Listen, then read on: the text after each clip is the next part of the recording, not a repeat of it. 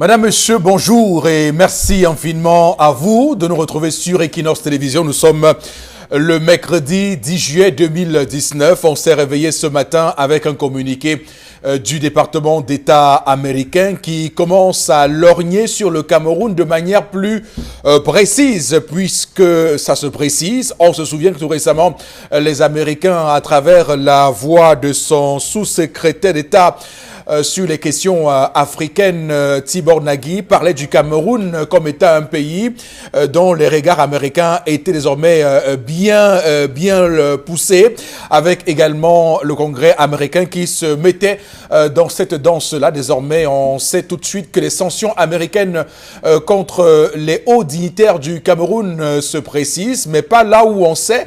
On serait attendu que l'on sanctionnât des dignitaires camerounais sur les questions des droits humains ou sur les questions liées à la crise anglophone, mais non, c'est pas le cas puisque c'est une question de trafic d'animaux, de vente illicite, de scandale de corruption sur les ventes illicites d'animaux qui valent donc une sanction américaine contre le colonel Jean-Claude Ango. Il est inspecteur général à la gendarmerie nationale. Il a été sanctionné par le département d'État américain. Il est interdit d'entrer aux États-Unis et sa famille est également concernée, dont son épouse, Madame Ngono Akomo. On voit très bien que là encore, beaucoup se posent des questions. Pourquoi les Américains sont allés ne s'occuper que des questions liées à la préservation de la nature? Et pourtant, on sait tout que les Américains ne sont pas très habitués sur ces questions-là, ces questions écologiques, ces questions de biodiversité ou de protection des espèces protégées. Permettez-moi la répétition, parce qu'on l'a vu tout récemment à la COP21, les Américains se sont retirés de l'accord qui avait été signé là-bas. Donc pourquoi les Américains font cela? Y a-t-il des raisons ou y a-t-il un signal qu'ils voudraient envoyer aux Camerounais? Sont-ils en train de vouloir nous envoyer un message aux Camerounais? En tout cas, ce qui est certain, c'est que beaucoup de personnes disent même qu'il ne faut plus que les Camerounais puissent avoir envie, comme ils l'ont actuellement, d'aller aux États-Unis.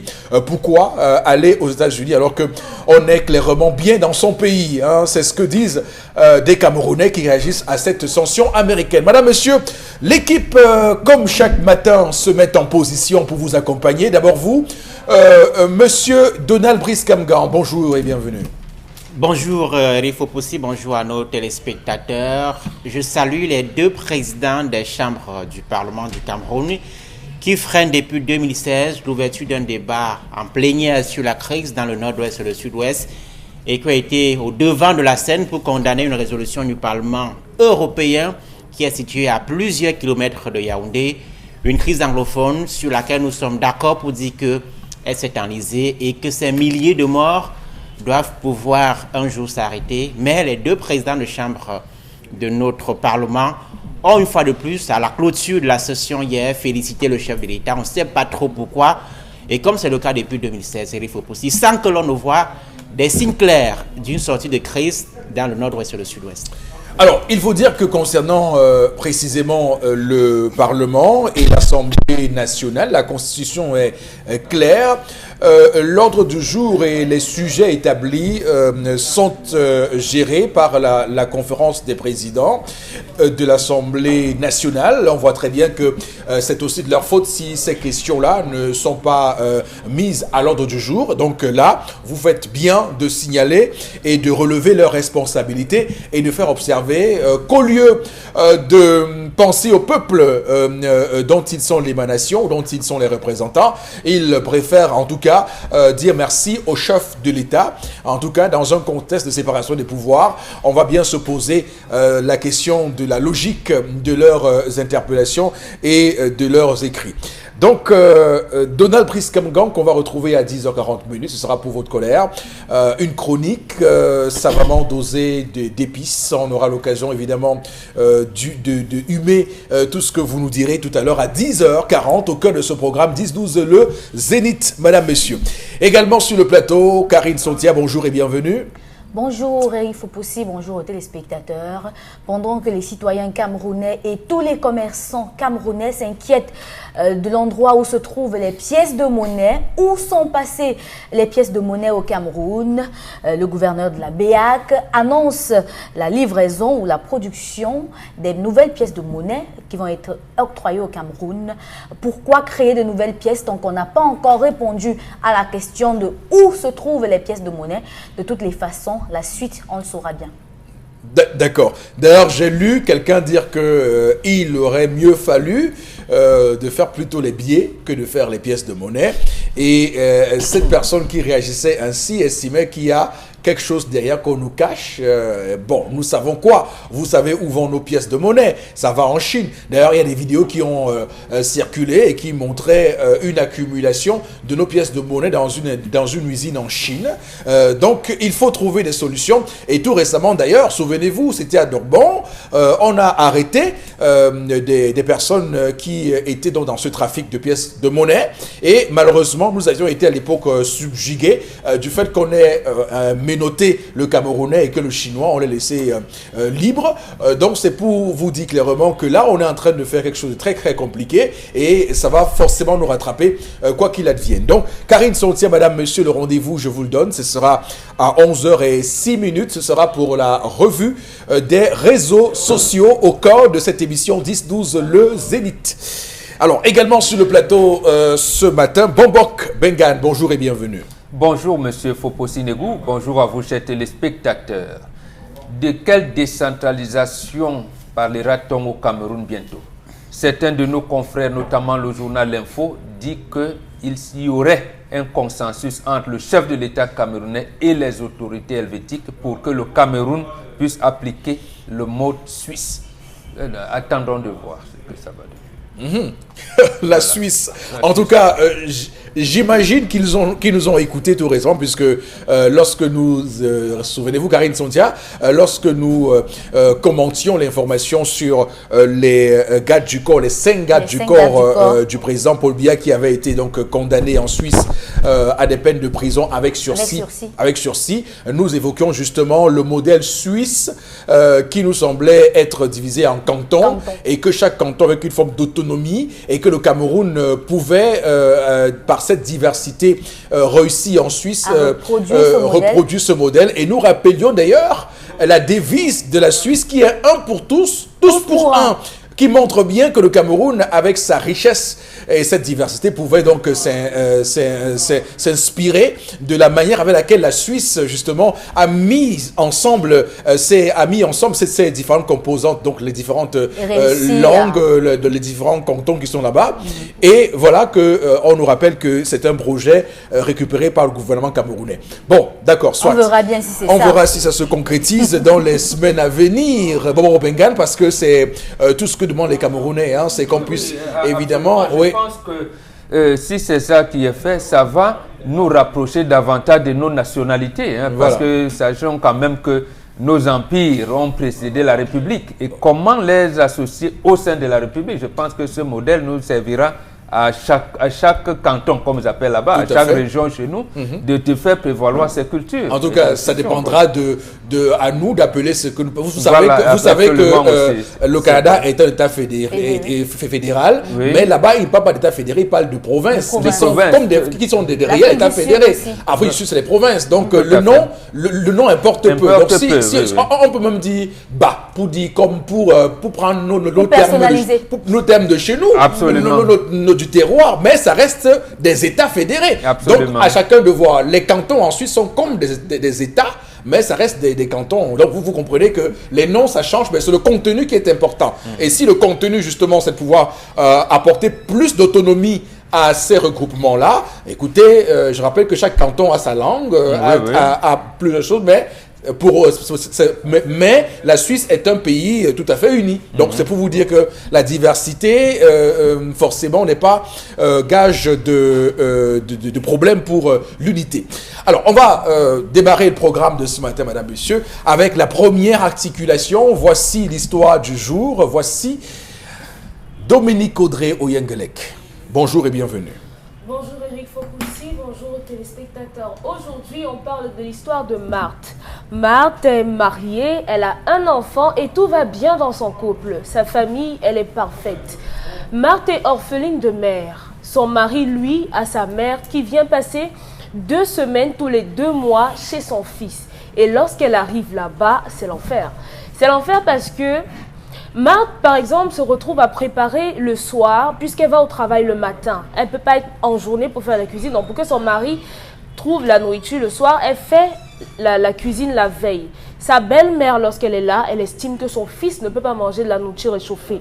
Par conséquent, elle-même, elle entre à la cuisine, elle fait un plat et exige de son fils qu'il mange d'abord son plat. S'il veut, il mange pour sa femme. S'il ne veut pas, il laisse. À côté de ça, le matin, c'est sa belle-mère qui vient cogner à la porte. En tout cas, elle cogne, elle entre.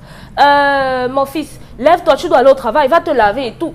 Elle va dans la penderie, elle prend les habits, elle va repasser pour que son fils les porte. En ce qui concerne leur enfance, la grand-mère décide lorsqu'elle est là de refaire l'éducation de l'enfant. Peu importe ce que Marthe dit que son enfant doit faire, la grand-mère s'y oppose complètement et elle impose son éducation à elle, à l'enfant. À côté de ça, elle frappe Marthe. Une fois, Marthe est revenue un peu tard du marché. Elle a fait sensiblement 2 heures au marché. Et lorsqu'elle revient à la maison, sa belle-mère la réprimande. Où étais-tu depuis? Pourquoi tu as duré comme ça? Qu'est-ce que tu as acheté comme ça? Elle lui donne des claques, elle lui donne des baffes. Mais jusqu'ici, Marthe n'a jamais répondu parce qu'elle estime que ça aurait pu être sa mère. Son mari a voulu reprendre sa maman. Marthe lui a dit non, tu sais qu'elle est en train de vieillir, je ne voudrais pas que tu aies de problème avec ta mère, c'est ma belle-mère quand même, il faut l'excuser. Sauf que ce week-end, la belle-mère de Marthe est revenue à la maison avec une autre femme. Elle a dit à son fils que cette fille-là, moi, je ne veux pas d'elle. Elle n'est pas bien. Elle ne sait pas faire la cuisine. Elle ne s'occupe pas bien de toi. Regarde comment tu as maigri. Voilà la femme que j'ai choisie pour toi. C'est l'enfant de maman Pauline. Elle est bien éduquée. Elle est douce, elle est tout. C'est elle que j'ai choisie. Oui, d'accord. Le mari de Marthe est rentré du travail. Il n'a pas trouvé sa femme. Il demande à sa mère, mais où est-ce qu'elle est? Donc sa mère lui explique ça.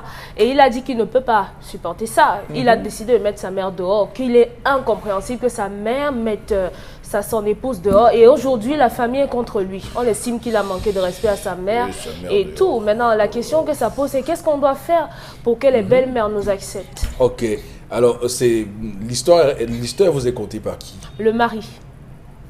D'accord. Alors vous savez, quand vous racontiez l'histoire, j'étais très enthousiaste. J'avais prévu de dire en tout début de l'introduction de l'ouverture des débats que je commencerai par histoire croustillante. Mais j'ai été refroidi lorsque vous avez prononcé cette phrase qui, moi, m'a fendu le cœur. Mettre sa mère dehors. Je trouve ça exagéré. Pas que je sois un bébé au lait qui court dans les jupons de sa mère, mais j'estime quand même qu'on a du respect, quoi qu'il arrive, pour sa mère. On n'a pas 2 mères. La mère qui nous a portés pour 9 mois mérite toutes les attentions et mérite même que nous subissions tout. Ben oui, je le dis et je l'assume parce que personnellement, j'ai été choqué par le fait qu'il ait mis sa mère dehors. Ça, franchement, je trouve ça dépassé, je trouve ça... Voilà, je sais qu'il y a une cohorte de femmes qui vont me dire oui, écoutez, il veut se la jouer, mais je vous dis sincèrement, juste cette petite partie m'a estomaqué.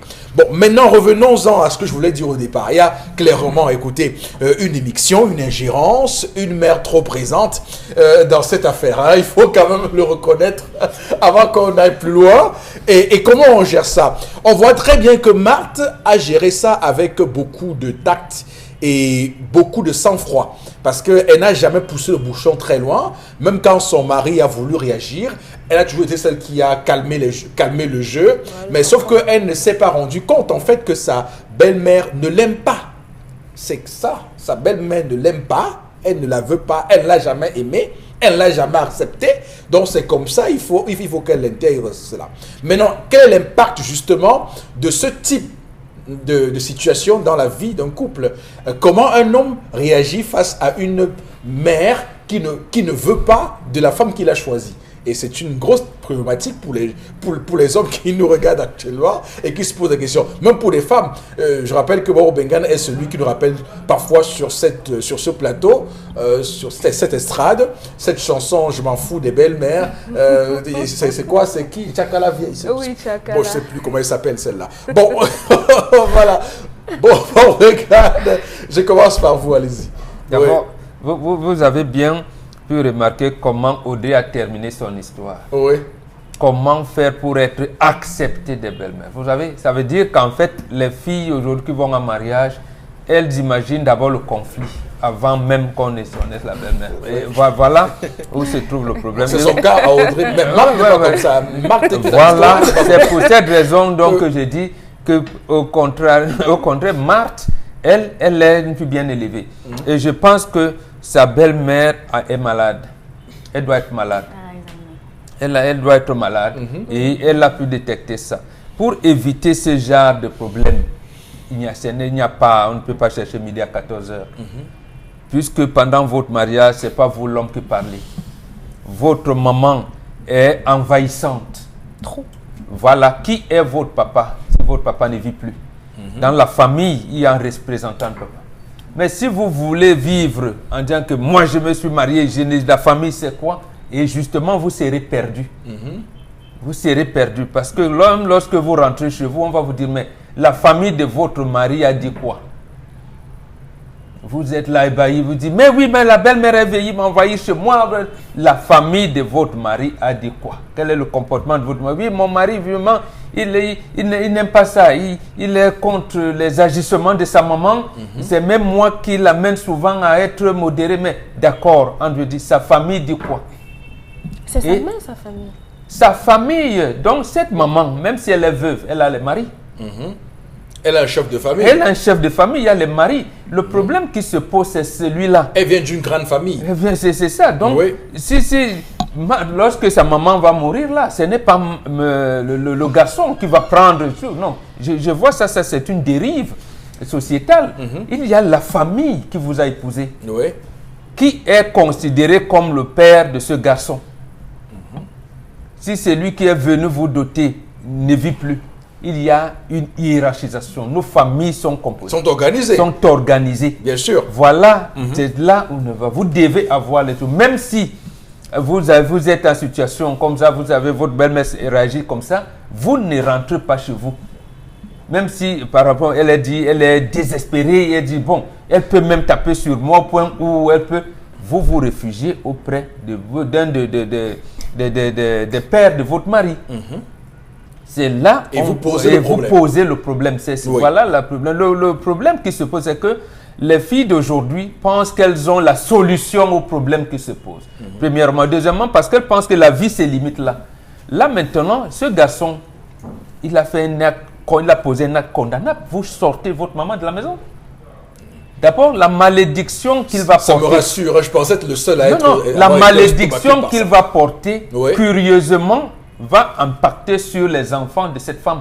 Donc vous qui dites, oui, mais il faut mettre ma belle-mère dehors, d'accord. Elle va dire des mots, elle va piétiner le sol, elle va lancer des mots. Ce sont vos enfants qui seront perturbés demain. Absolument. Vous pensez résoudre le problème d'une femme sans le savoir, et ce sont vos enfants. Donc en fait, ça va retomber sur vous.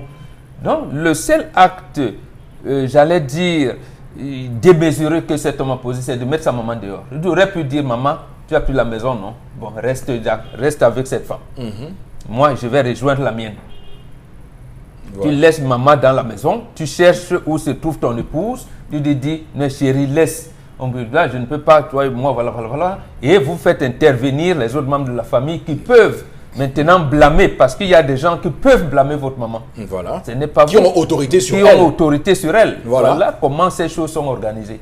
Donc, ne vivez pas comme si la vie commençait et se limitait entre vous et votre mari. Voilà, c'est une tendance que vous observez d'ailleurs, qui se confirme de plus en plus et qui prend de l'ampleur. Alors, Donald Brice, sur cette question, qu'est-ce que vous dites? Alors, il faut reconnaître qu'il y a des mamans qui sont très conservatrices. C'est la première chose qu'il faut savoir. Il y a des mamans qui n'ont pas encore intégré, on va dire, l'évolution de la société. À l'époque, c'est la maman ou les parents qui choisissaient. Le changement dans la société, pas l'évolution. Moi, je peux vous dire que c'est la régression. Bon, parlons de changement. Je ne sais pas si c'est la régression, mais voilà. j'ai du mal à comprendre qu'aujourd'hui, les mamans continuent à vouloir imposer à leurs enfants, à leurs fils, qui ils vont épouser, que ce soit la femme ou l'homme. La maman ou le père a forcément un mot à dire dans le choix, du futur époux ou de la future épouse. Mais, à l'observation, pour ce cas-ci, la maman est très conservatrice. J'observe quand même que le mari a été très, très diplomatique, très tolérant. Se faire imposer des repas par sa maman, qu'elle s'accapare quasiment les missions, les prérogatives, disons-le ainsi, pour parler comme en diplomatie, de l'épouse, et qu'il a toléré, accepté ça pendant un certain temps. Je trouve quand même qu'il a un bon sens. Il faut d'abord saluer ça. Il a un bon sens. Maintenant, il a forcément été exaspéré à un moment donné. Il faut savoir que elle a beau être votre mère, mais à un moment donné, vous voulez jouir de votre foyer. Donc, la première chose, c'est parler à la maman, lui faire savoir que tu as des qualités que tu apprécies chez cette fille. Peut-être qu'elle ne sait pas faire la cuisine, mais les critères de la beauté sont tellement subjectifs que chacun voit la beauté avec son œil. La plus belle fille pour toi, c'est celle qui a de longs cheveux. Pour moi, c'est celle qui sait faire la cuisine. Pour un autre, c'est celle qui a un derrière généreux. Entre guillemets. Donc, les critères sont tellement subjectifs et relatifs que il faut bien pouvoir s'entendre. Il reste quand même que nos mamans ont on va le dire, une inquiétude. Elles nous connaissent puisque c'est elles qui nous ont, on va le dire clairement, élevés, qui nous ont portés du berceau jusqu'à ce que nous soyons ce que nous sommes aujourd'hui pour ce qui est des hommes précisément. Donc, elles savent précisément ce qui peut rendre son fils heureux. Et là, elle évoque un cas quand même tout à fait fort évocateur. Beaucoup de mamans, parfois, prennent cela comme un exemple. Quand elle voit que son fils est à la mariage et que son fils a perdu du poids, pour elle, ça lui pose un problème. Comment se fait-il que mon enfant, que mon enfant a maigri? Ça veut dire que cette femme-ci ne l'encadre pas bien. Il y a des mamans... Non, mais ça veut dire que cette femme-ci ne l'encadre pas bien. Il y a des mamans qui ont conseillé... Nos mamans sont comme ça. Il y a des mamans qui ont conseillé des filles à leurs enfants, et le mariage n'a pas marché, il faut le savoir également. Il faut tenir en compte cela. Je dis, le choix revient à l'homme. Maintenant, lui mène des démarches pour faire accepter, pour faire comprendre à la famille que cette femme-ci, je la trouve bien pour bâtir un projet de vie avec moi parce qu'elle a telle qualité. Il n'y a pas d'être parfait sur la terre. Alors, vous pensez pas qui peut avoir des raisons parce que une maman, qu'est-ce qu'elle gagnerait à foutre les problèmes dans la vie de son fils, puisqu'elle aime son fils. Puisqu'elle aime son fils. C'est pour ça que je dis... Qu'est-ce qu'elle gagnerait? Elle veut placer l'autre. Non. L'excès d'amour aussi nuit. L'excès d'amour aussi peut nuire. Non, pas l'excès d'amour. Jusqu'à quel point est-ce qu'elle aime son fils? Au point de... Il ne faut pas que son fils se marie, il faut que son fils... Elle cherche le bonheur pour son fils. Non. Est-ce que c'est pas noble ça? Le bonheur ne consiste pas à venir foutre des autres dans le cadre conjugal de votre enfant. Le bonheur consiste à... Elle n'est pas d'un constat. Elle dit que son fils mange la nourriture réchauffée. Mais écoutez, il y a des choses qui pour vous sont des choses banales, mais pour certaines personnes, c'est quand même tout à fait original. Et je suis avec elle. Moi, je n'aime pas la nourriture réchauffée.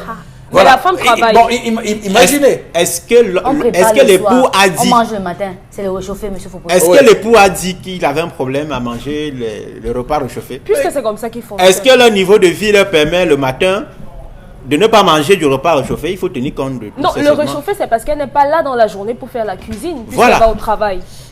À l'époux, si ça ne pose pas de problème, je ne vois pas pourquoi l'époux, la mère viendrait s'ingérer de façon, extravagante. Non, mais la mère estime pour ça qu'il y a un problème et elle est allée chercher une femme qui va faire en sorte que ce monsieur-là mange la nourriture qui sort du feu tout de suite. Mais justement, c'est pour ça. C'est justement, est-ce que cette femme que la mère a cherchée, est-ce que elle est sûre qu'elle plaira à son fils. Elle n'est pas sûre. C'est pour ça que je dis que cette mère est hyper conservatrice. Je peux être d'accord que... Elle est envahissante. Elle est envahissante, c'est le mot. Je peux être d'accord que... Non, moi je le pense fils, que... Je pense pas qu'elle soit... Je peux être d'accord que le fils a été un peu dur en la foutant dehors, mais il fallait au moins un acte dur, un acte fort pour montrer à la maman que, écoute, j'ai beaucoup patienté et je suis un peu abusé. D'accord. Non, mais c'est quand même terrible de vous entendre. Quand je vous écoute ce matin, je me mets dans la peau de nos mamans qui nous ont portés dans leur ventre et qui ont senti tous nos coups. Non, mais elles sont... Non, mais... Non, ça dépend. Hein, je dis bien la fille est née d'un bois. Ce qui est certain, c'est que cette maman a observé le couple de son fils et elle a senti qu'il y avait quelque chose qui ne marchait pas. Et c'est là qu'elle a décidé de s'impliquer, mais alors de s'impliquer profondément dans la résolution de ce problème. Et donc, elle est venue employer des méthodes. Est-ce qu'il s'est plaint qu'il y avait un malaise? Puisqu'elle se rend compte que son fils, avant qu'il n'ait un mariage, était tout dodu, était bien costaud, mais le gars est devenu mince. Allez-y, Karine. Prenez la parole. Je vous sens impatient. Prenez la parole. C'est une grosse tyrannie. Prenez la parole. Elle est tyran, elle est... Wow. Il faut que les mamans... Vous avez les mots, hein? Oui, il faut que les mamans qui accouchent des garçons sachent que ce sont aussi des mamans comme elles qui accouchent des filles. Oui. Il faut déjà qu'on parte de là. Quand on va quitter de ce postulat, elle va savoir que 9 mois chez elle, c'est 9 mois chez l'autre.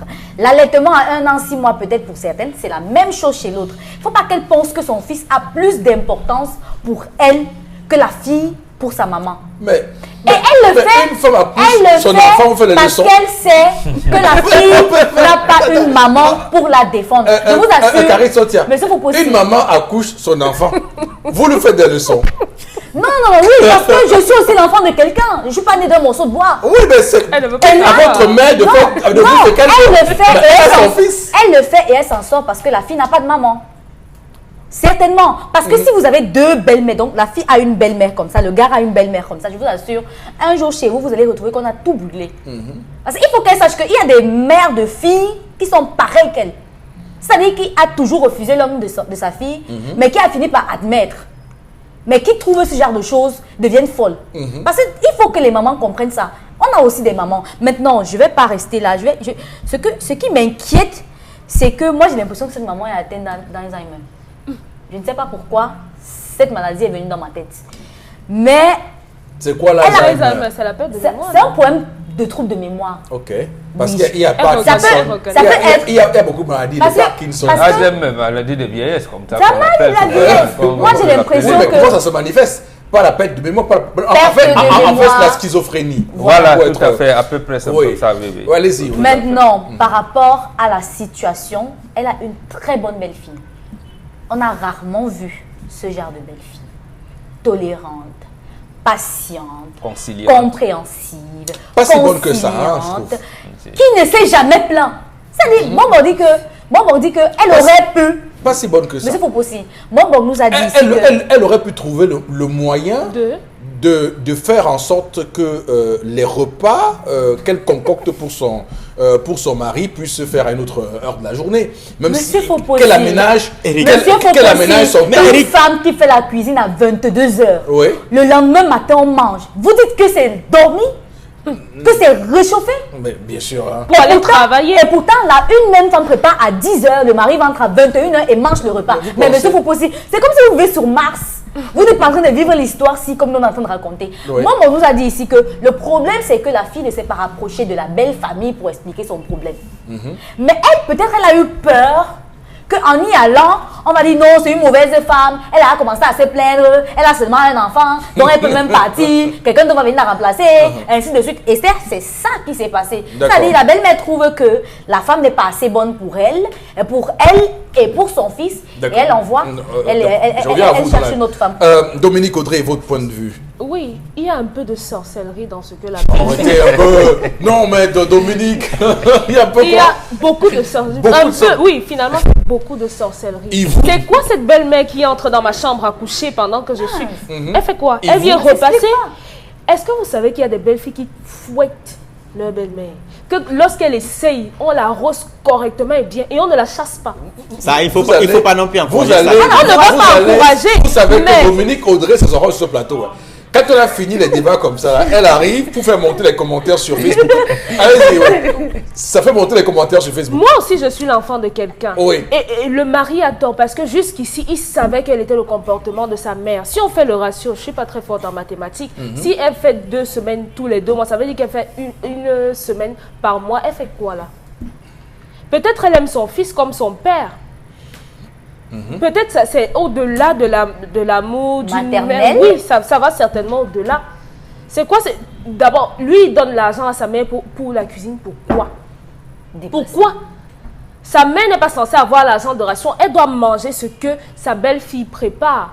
Elle aurait dû riposter. Parce que tous les jours, elle te frappe. Tous les jours, elle te frappe. Pour qu'elle comprenne que toi aussi, tu es faite de chair. Toi aussi, ça te fait mal. Tu donnes une fois. Elle va se calmer. Si son fils veut, il vient, il va te taper. Mais au moins, sa mère aura compris que tu peux répondre. Parce qu'à un moment, on supporte, on encaisse, c'est bon. Mais votre mère, là, c'est pas l'or, c'est pas l'œuf. Ça va pas se casser. Non, de la même manière qu'elle me traite, c'est le moi également. Attention, ma mère, c'est l'or, c'est le diamant, c'est tout. Ma mère, à moi, vraiment, c'est tout ça. Donc, comme moi, ma part de mère est morte, vous faites de moi ce que vous voulez. En tout cas, moi, je vous laisse avec votre mariage, qu'elle épouse dans son fils. D'accord. Oui, qu'il fasse ce qu'il Alors, avant de lire les messages, Donald Brice, oui, alors, l'homme est j'allais dire le seul à apprécier la qualité du repas qu'il essaye. Parce que vous demandez tout à l'heure, sa mère estime qu'il mange du repas réchauffé. Du moment où il n'est pas malade. Il ne s'en plaint pas. Du moment où il ne s'en plaint pas. Je ne trouve pas qu'il y a quelqu'un d'autre qui doit s'en plaindre un peu plus que lui. Non, mais je vous pose une question. Pendant que votre mère vous faisait la cuisine quand vous étiez enfant, est-ce que vous trouviez cette nourriture de bonne qualité? Bon, ou bien vous vous en souvenez plus. Bah, il a grandi. Moi, je garde toujours l'odeur et la spécialité couscous cuit de ma mère. Le proverbe qui répond à votre question dit que le sein de la mère, même s'il est galeux, vous sucez le lait. Donc vous n'avez pas apprécié si elle est bonne ou mauvaise. Voilà, à l'époque, on n'avait pas trop le choix. Voilà, vous le c'est ce qu'elle veut dire. Bon, mais sauf qu'au-delà de ça, ça n'a été galeux pour moi, ni rien. Voilà, donc vous très bon. C'est tout très bon. Voilà, donc vous n'avez pas ce genre de... Un enfant, monsieur Fopoussi, un enfant, il a dit, fille comme garçon, ce n'est pas un objet. Il a appelé à naître du ventre d'une maman, à grandir, à s'émanciper et à construire une famille. C'est le principe social. Écoutez, si vous considérez donc que parce que la maman a porté pendant 9 mois, a élevé, a éduqué, mais elle n'a donc qu'à épouser son enfant. Tout simplement. Non, c'est pas ça. Non, puisque vous dites, ne changez pas la chose. Vous voulez dire que bon, ce qu'elle souhaite pour son enfant, c'est le meilleur. Mais en quoi est-ce que notre fille n'est pas meilleure? Une fille qui prend sur elle de supporter. Vous savez que les mamans ont parfois un 6e sens fort. Quand elles sentent que la femme que tu prends là... Parce qu'elle ne peut pas dominer la fille. Elles ont un 6e sens. Non, je vous ai... Mais quand bien même cette femme-là, à l'instant T, au moment où vous l'avez, elle est pour vous la femme, la plus belle femme du monde, la femme la plus bonne du monde. Votre mère sent que... derrière ces actes, ces bonnes actions-là, il y a une vipère qui se cache quelque part. Je respecte le caractère précieux des conseils. Voilà. Des parents, des conseils, oui, de l'orientation, le rôle de guide du père et de la mère. Mais il ne faut non plus déifier leurs conseils. Il y a des mamans qui se trompent. Elles n'ont pas la science infuse. Elles n'ont pas la science, elles ne peuvent pas prédire l'avenir. Elles donnent des conseils, te disent, bon, moi j'observe cette fille, je la trouve un peu trop frivole, son habillement ne me plaît pas. Elle m'a l'air pas nette. Elle ne m'a l'air pas très honnête, moralement j'estime que on peut lui reprocher 2 ou 3 choses. Et ça, moi j'écoute et je discute avec la fille. Après la décision me revient et je lui explique pourquoi j'ai décidé ainsi. D'accord. Ok, on va lire quelques messages. Karine Sontia, rappelant que Donald Brice va se faire beaucoup d'amis auprès de la gente féminine, de jeunes filles qui le regardent ce matin. Ah, mais voilà un vrai homme, hein, ouais. Voilà un homme Monsieur Fopossi, qui c'est ce si on vous demande de faire le choix entre votre mère et votre femme, vous choisissez. Non, ça, c'est pas un choix qui est. Ça n'a pas les lieu spectateurs qui d'être. demandent. C'est une fausse question. Ouais, c'est une fausse question. Les gens qui posent encore ce genre de questions ne savent pas ce que c'est que la vie. Voilà. Allez-y, dites au monsieur de dialoguer franchement avec sa maman afin qu'elle lui donne ses réelles motivations. La maman peut avoir vu des anomalies sur le plan mystique chez cette fille. Un homme envoûté ne peut voir du mal ou que ce soit chez sa femme. N'oubliez pas que la mère a accepté cette fille lors du mariage. Ce que le vieux doit voir en étant assis, le jeune ne le voit pas même debout. Tu frappes ma mère, tu vas te dégager. Jacques de Yaoundé. Ta mère me frappe, je dégage encore. Au fait, la maman veut ce qui est bien pour son fils, mais là, la notion de bonheur est relative. Est-ce que le bonheur dont la mère recherche pour son fils est encore le bonheur qu'il éprouve? Je pense pas que si. Thomas, depuis Yaoundé. D'accord, merci Thomas. C'est un monde individualiste. Il faut d'abord savoir si le couple a des enfants. Si oui, la belle-mère a gravement tort, mais son fils ne devait pas chasser sa mère de la maison pour éviter la malédiction. Romuald depuis Tchan qui nous écoute. Mais est-ce que la malédiction fera effet si on a raison? Oui. Les fils sont gros chez leur mère parce qu'on faisait tout pour eux. Alors, lorsqu'il y a déjà des responsabilités, pourquoi gardera-t-il le même poids? En réalité, l'amour ici-bas, c'est 2 à 2. Troisième personne, c'est le démon. Esaïe à Douala. Attends, il faut relativiser. Quand on dit 2 à 2, c'est 2 familles, hein, c'est pas 2 personnes. Il faut qu'ils comprennent ça. Bon. Oui, c'est à lui que je m'adresse. Non, mais eux, ils pensent en fait, voilà, parce qu'on parle de mariage, parce que c'est 2 personnes. 2 personnes ne se marient pas.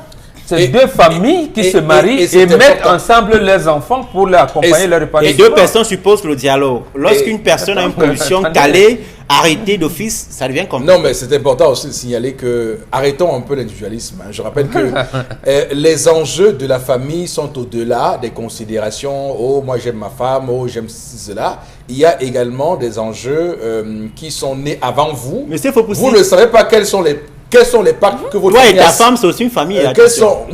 Toi et ta femme, c'est aussi une famille. Non, c'est pas comme ça. Non. Écoutez, ça fait partie de la famille.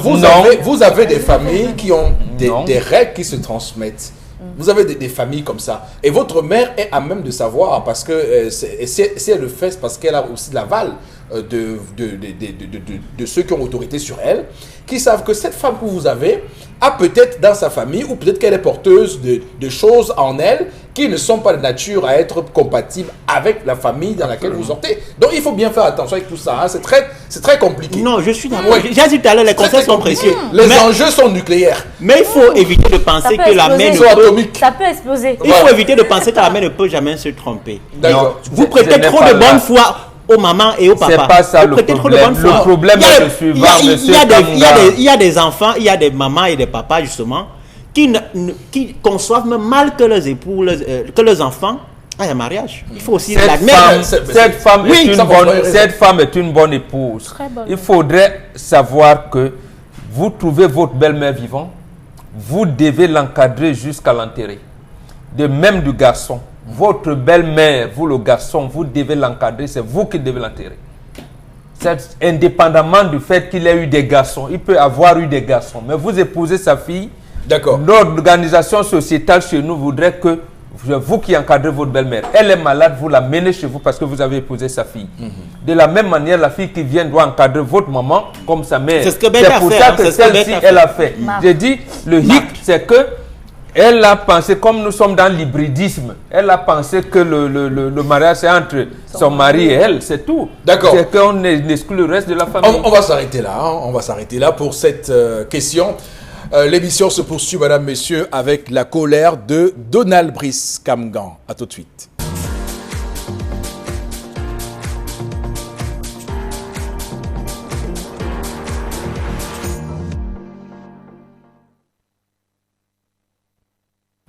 J'interpelle la conscience nationale ce matin sur un sujet gravissime.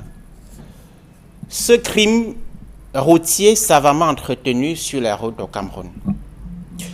Le Cameroun est avec l'Ouganda sur le continent africain, les deux pays placés dans la ligne rouge des Nations Unies en matière de décès sur les axes routiers. En tenant-nous aux chiffres officiels, 1200 morts par an au Cameroun du fait des accidents de la circulation. C'est extrêmement grave, c'est inacceptable.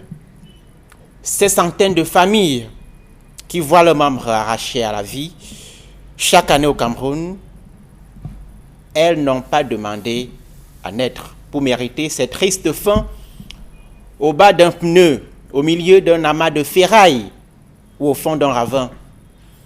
Quel Camerounais n'a pas encore le souvenir d'un accident de la circulation qui a brusquement arraché à la vie, qui a fauché mortellement un frère, un cousin, une tante, un oncle, une maman, un papa, bref, un être cher. À l'époque, l'artiste chantait « La route ne tue pas, mais c'est nous qui tuons ». À l'épreuve des faits, nous pensons qu'il est important d'expliquer la responsabilité humaine dont il est question ici. Au ministère des Transports, l'on pointe la responsabilité humaine pour 70% dans les hécatombes sur la route, avec une emphase bien curieuse sur les chauffeurs et les compagnies de transport. L'an dernier, le ministre des Transports, justement, a suspendu une centaine environ d'agences de voyage. Le même membre du gouvernement a procédé il y a quelques semaines et il le fait constamment au retrait et à la suspension de permis de conduire de certains chauffeurs.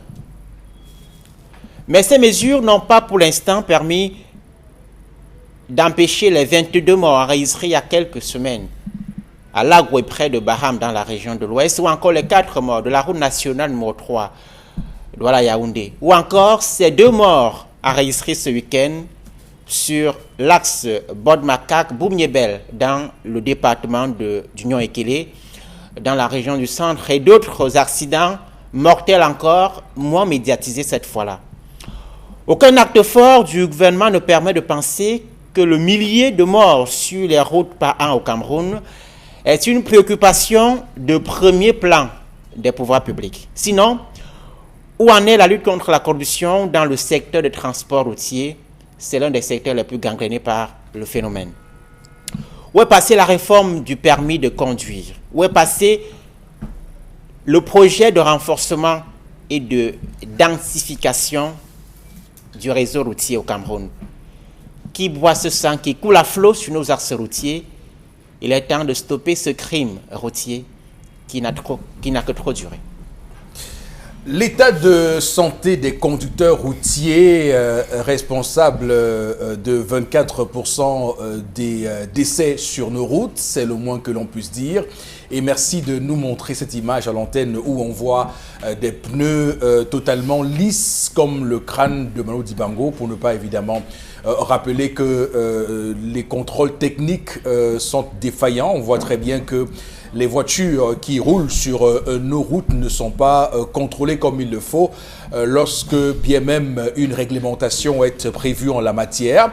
Et nous allons faire observer ce matin qu'il y a un cas patent, et d'ailleurs c'est Ouest Eco qui en parle ce matin avec une agence de voyage qui estime d'ailleurs qu'il y a comme une cabale contre elle, et d'ailleurs estime que cette cabale-là, cette campagne de dénigrement est menée par ses concurrents, des concurrents déloyaux, tels que dit Ouest Eco ce matin. On voit très bien que dans toute cette supercherie des accidents de circulation, il y a le rôle du ministère des Transports, un rôle, on l'a bien vu, que le ministre Ngaïbe avait, depuis qu'il a pris fonction à ce ministère-là, à ce département ministériel, a plus brillé par des communiqués, et beaucoup ont fini par demander est-ce que c'est le ministre des communiqués, puisqu'il y a beaucoup beaucoup de communiqués qui sortent, mais on a bien envie de voir quel est l'impact de ces communiqués-là dans la résolution de la situation, puisque nous continuons à subir cette situation, nous continuons à avoir des conducteurs. Et là, c'est bien de souligner que la cause humaine est en tête de liste des problèmes qu'on doit résoudre sur cette question. Donc, il y a tout cela qu'il faut voir et peut-être finalement réduire le nombre d'essais sur nos axes routiers, surtout ce triangle de la mort, l'axe Douala-Yaoundé, mais également Yaoundé-Bafoussam et Bafoussam-Douala. Bon, Bengan, quelle est votre lecture donc suite à cette chronique de Donald Brice Kamgan? D'abord, vous avez répété ce que j'entends souvent, même les ONG qui sont dans la prévention, sécurité routière, parlent souvent de la cause humaine. J'ai du mal à comprendre ce mot, la cause humaine. Est-ce le ministre, est-ce le gouvernement qui n'a pas? Est-ce les détenteurs, les gens qui sont détenteurs des entreprises ou des agents? C'est plus les conducteurs. Hein? Enfin, on dit la cause humaine. C'est les conducteurs, les chauffeurs. Voilà, parce que les chauffeurs, ils savent que dans la conduite, comme on dit, actif qu'on leur apprend, la conduite, ils savent qu'on adapte la vitesse à l'état de la route. C'est ça. Mais est-ce qu'ils le font donc? Je n'en sais rien, mais est-ce qu'on les brime pour ça? Est-ce qu'on les réprimande pour ça? Non, moi je pense plutôt... Il faut avoir une conscience au moins. Bon, d'accord. Mais je pense que c'est l'échec d'une politique. Depuis toujours, on nous parlait de la prévention routière. Je ne sais pas ce que ça veut dire. Moi, je souhaite qu'on commence à parler de la sécurité routière. Parce que dans la sécurité routière, on va intégrer justement les données que Donald Brice Kamgan a relevé, l'état des routes, l'état des voitures, l'état le contrôle technique, ainsi de suite, ainsi de suite. Là, on parle de sécurité routière.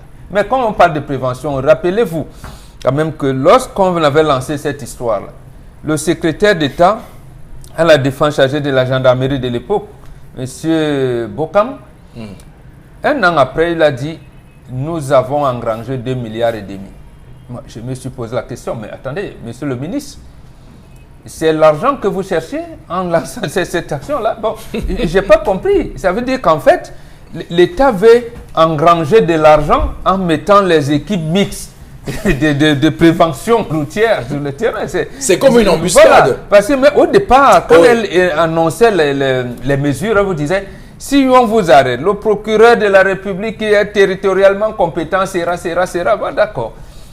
Ça veut dire, donc, j'attendais donc, par exemple, sur la nationale, numéro 3, Douala Yaoundé, et le procureur de la République, soit Amdo Koti, peut-être celui de DDA, et lui des ECA pour le camp de tronçon de Boumiébé, ou alors celui je ne sais pas, de Ngoumou, ainsi de suite, ainsi de suite. Bon. Mais c'est lui qui donne le montant d'argent. Et lorsqu'on vous arrête, vous payez 25 000 parce que vous avez la vitesse, parce que, mais je n'ai pas compris. Donc, en fait, le gouvernement avait caché les intentions. On recherchait l'argent dans la route. D'accord. Dans la route. Maintenant, il faut donc passer à la sécurité routière. La sécurité, on verra, par exemple, pour reprendre certains cas d'accident de circulation, lorsqu'il y a de l'huile versée sur la route, que fait le ministère des Transports? Dans la sécurité routière, on avertit, on vous dit par exemple, il y a le gazole qui a sur la route, donc, voilà, et les équipes de police et de gendarmerie. L'agence de voyage qui avait été à l'époque sanctionnée se plaint de ce que justement on ait rapidement organisé une campagne pour la salir.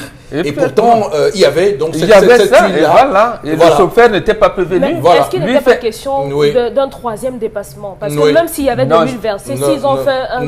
Non, à l'époque, si c'était prévenu, même le dépassement, puisqu'il y avait des camions garés. Donc, ce n'est pas le dépassement qui faisait problème. Donc, en réalité, les autorités devraient donc commencer. Donc, les équipes qui sont là ne doivent pas procéder par comment ça s'appelle ça, la politique par embuscade. C'est lui qui a comment vous l'appelez, qui flash, voilà, le radar. Le radar, il se cache dans les Sissongo et il fait bien de ne pas mettre les panneaux de signalisation. On vous dit 30 km, d'accord, mais à quel niveau Est-ce que la fin des 30 km alors? Quand vous voyez 30 km, vous n'avez pas. Voilà Yaoundé par exemple, je pense qu'il n'y a même pas de panneaux de signalisation. Vous roulez, vous devez rouler à quelle vitesse? Ou bien le peu qu'il y a, c'est la broussaille qui... Et vous allez voir par exemple, après le pont de la Dibamba, avant d'arriver Carrefour Mbongo, on installe, d'abord la route n'est pas assez grande, mais on installe en pleine route un poste de pesage des camions, en pleine route. Donc vous êtes obligé, c'est de quoi il s'agit là? Donc en fait, le gouvernement a failli à sa mission. Il faudrait maintenant qu'il pense une politique de sécurité routière. D'accord. Donald Brice. Alors, il y a un rapport que le ministère des Transports a rendu public il y a quelque temps sur la situation, les causes des accidents de la circulation au Cameroun. Je l'ai indiqué, 70% sont des causes humaines d'après ce rapport. 10% des accidents sont dus à la qualité des infrastructures, dont les routes, et 20% à l'état technique des véhicules. Alors, sauf que il y a une fuite en avant lorsqu'on parle des causes humaines. Dans les causes humaines, le rapport pointe essentiellement les agents de transport et les chauffeurs. Le Cameroun compte 33 centres de visite technique. J'ai eu la chance de faire quelques tours dans ces centres. La plupart de ces centres, parfois certains, il y en a qui sont très bien équipés, mais d'autres n'ont même pas d'équipement. En plus, ils ont l'agrément. Ils sont opérationnels et justement, j'en reviens. Ceux qui font des analyses de véhicules qui passent au scanner, quels que soient les véhicules, il suffit de donner un peu d'argent, 15, 20 000, et puis vous avez un certificat de visite technique. Celui qui donne les licences d'exploitation des centres de visite technique, c'est bien le ministère des Transports, qui est censé, dans ce cas-là, agir. Donc, lorsqu'on parle des causes humaines, il faut bien constituer comme on le disait. Absolument. Le ministère doit s'indexer. Voilà, le gouvernement. Parce qu'il n'y a pas que le ministère des Transports, justement. Et puis, justement, il y a une nécessité de coordonner les actions. En dehors de ces centres de visite technique, lorsqu'on vous dit qu'un chauffeur a conduit en état d'ébriété, il y a quelqu'un qui est censé, qui a pour mission de lui dire arrête de conduire. L'alcotest. Lorsque l'agent de transport a des véhicules défectueux, bon, là aussi c'est aussi une question à double pendant, parce que le Gabon par exemple a pris une loi il y a 1 ou 2 ans qui limite, je crois, à 10 ans la moyenne d'âge des véhicules importables. Aujourd'hui au Cameroun, les véhicules que vous voyez circuler là, qu'on appelle véhicules neufs, sont des véhicules qui ont fait 20-25 ans d'âge. C'est de la ferraille en Europe, à l'étranger, et on en voit donc ici. Donc il y a la question du parc automobile. Ça encore, c'est l'État qui doit réguler tout cela. D'accord. Donc ces questions nous permettent de dire que la cause humaine dont on parle ici, il y a une grosse responsabilité qui incombe au pouvoir public. Il y a certes une responsabilité des agences de voyage, encore que là aussi, c'est le ministère des Transports qui donne les agréments et qui a donc la possibilité de les retirer au moins en constatant les différences éventuelles.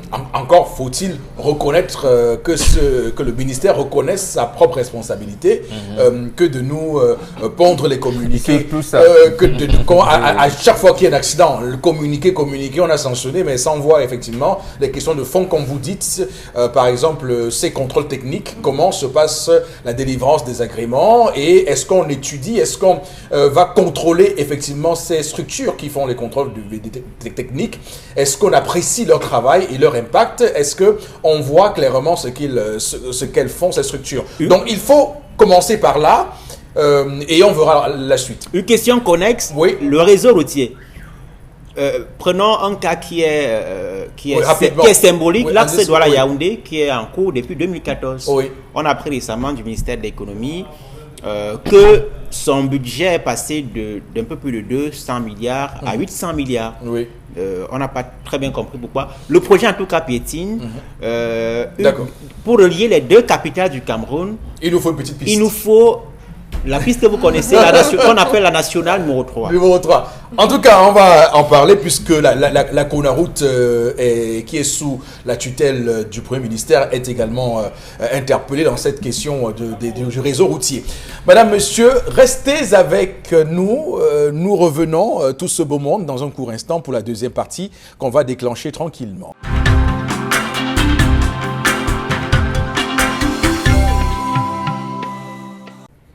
Retour sur ce plateau, madame, monsieur, du 10-12, le zénith de ce mercredi 10 juillet 2019. On va démarrer cette deuxième partie.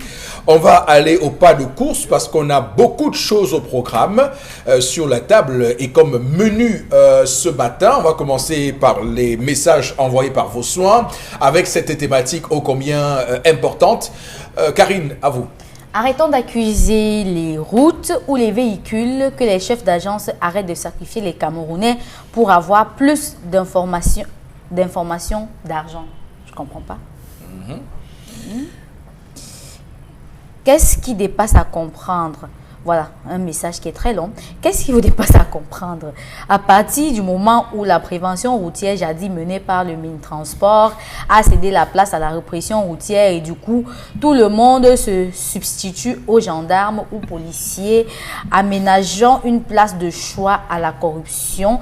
Le rôle de la prévention est de rappeler aux usagers, les usagers à l'ordre du genre « tes pneus sont usés, changez-les, vous n'avez pas attaché votre ceinture de sécurité, etc. » Les agents des transports sont plus virils que les policiers et avec eux, tout s'arrange. Laurent Deboulova qui nous écrit ce matin, un autre téléspectateur.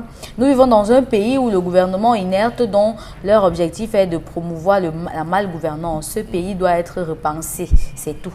Alain de Bafoussam. D'accord.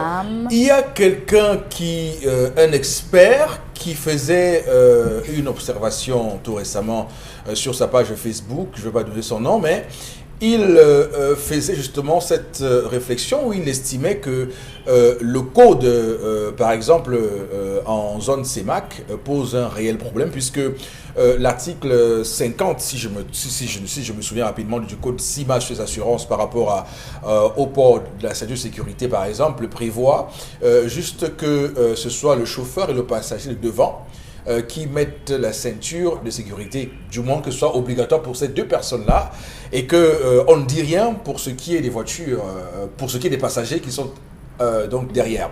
Et qu'il dit que cela a favorisé justement le fait que les agences de transport justement empilent les passagers derrière, parce que comme il n'y a pas de ceinture obligatoire pour les passagers derrière, donc on peut facilement empiler les surcharges comme on veut, sans qu'il y ait, on va le dire, de conséquences sur ce type d'acte. Il disait qu'il fallait déjà qu'on commence par là.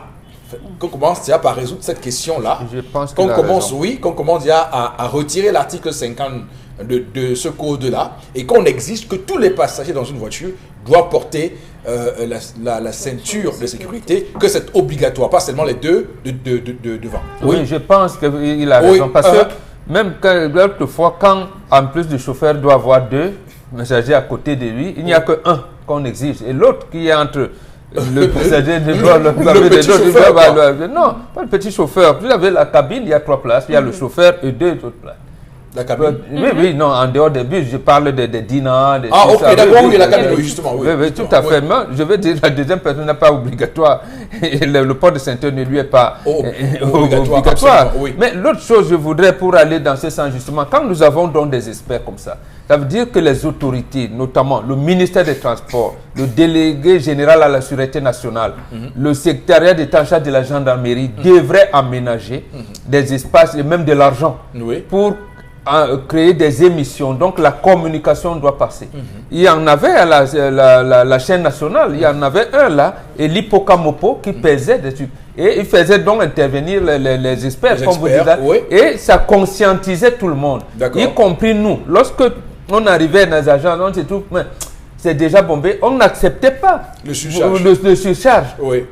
Et c'était devenu, comment je vais dire ça, puisque l'élan venait de la population, donc des gens, des voyageurs, les gens de transport étaient obligés de se conformer.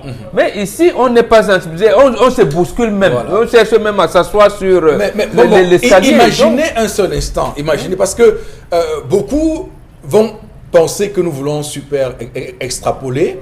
Imaginez que dans l'avion, on exige qu'au pilote d'avoir la ceinture de sécurité et que les passagers derrière n'aient pas de ceinture de sécurité. Imaginez un peu ce que ça peut faire.